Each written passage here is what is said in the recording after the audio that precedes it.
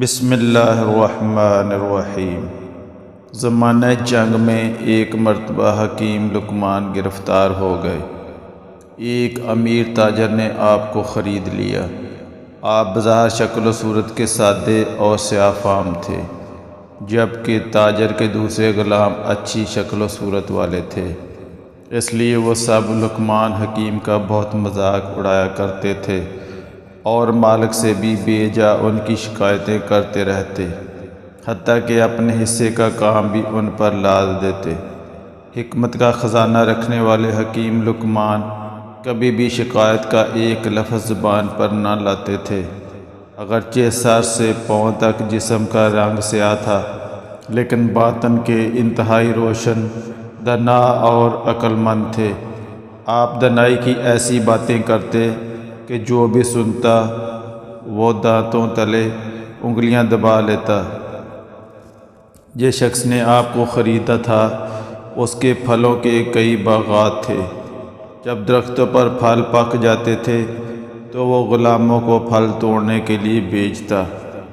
بعض اوقات غلام جتنے پھل جمع کرتے ان میں سے اکثر خود کھا جاتے تھے۔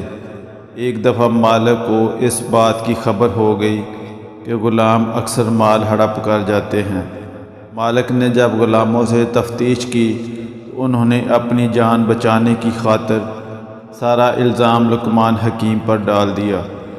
مالک بھی ان کی باتوں میں آ کر لقمان سے بے جا ناراض ہو گیا اور پہلے سے بھی زیادہ سختی کرنے لگا اور خوب ڈانٹتا۔ آخر حکمت قدم مجبور ہو کر بول اٹھا، اے آقا، یہ سب جھوٹ بولتے ہیں۔ میں نے آج تک کبھی بھی آپ کے مال اور امانت میں خیانت نہیں کی، کیونکہ اللہ تعالیٰ کے حضور بے ایمان شخص کی بخشش ہی نہیں۔ اب مناسب یہی ہے کہ آپ ہم سب کا امتحان لیں، ہم سب غلاموں کو پیٹ بھر کر گرم پانی پلائیں اور خود گھوڑے پر سوار ہوں، اور غلاموں کو حکم دیں کہ سب گھوڑے کے ساتھ ساتھ دوڑیں۔ خدا نے چاہا سارا بید کھل جائے گا کہ میں سچ کہہ رہا ہوں یا جھوٹ۔ مالک کو لقمان کی یہ تجویز بہت پسند آئی، چنانچہ اس نے تمام غلاموں کو اپنی نگرانی میں گرم پانی پلایا، جسے لقمان نے بھی پیا۔ مالک نے اپنے گھوڑا دوڑایا اور ساتھ ساتھ غلاموں کو بھی دوڑنے کو کہا۔ تھوڑی ہی دیر بعد غلاموں کو جی بتلانے لگا۔ سب نے کہہ کر کے جو کھایا تھا سب اگل دیا، جبکہ لقمان نے جو کہہ کی وہ بالکل صاف تھی۔ یہ دیکھ کر مالک کو لقمان کی سچائی اور حکمت پر یقین آ گیا۔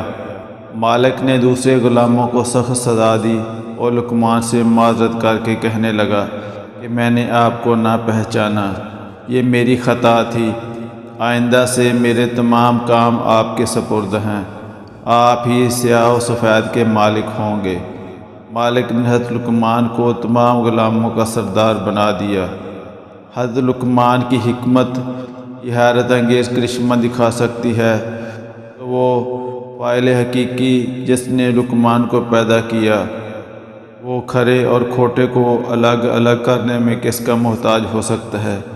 اس لیے ہمیں خود ہی اپنی اصلاح کر لینی چاہیے، تاکہ کہیں ان غلاموں کی طرح ہمارا بھی برم نہ کھل جائے، کیونکہ اللہ تعالیٰ کی طرف سے عنایت کردہ حکمت و دانائی سے ایک شخص کو جھوٹ اور سچ کو ظاہر کرنے کا کام لے سکتا ہے تو مالک حقیقی تمام انسانوں کے جھوٹ اور سچ کے فریب کو ظاہر بھی کر سکتا ہے، جو کہ سراسر حکمت کا مالک و مختار ہے۔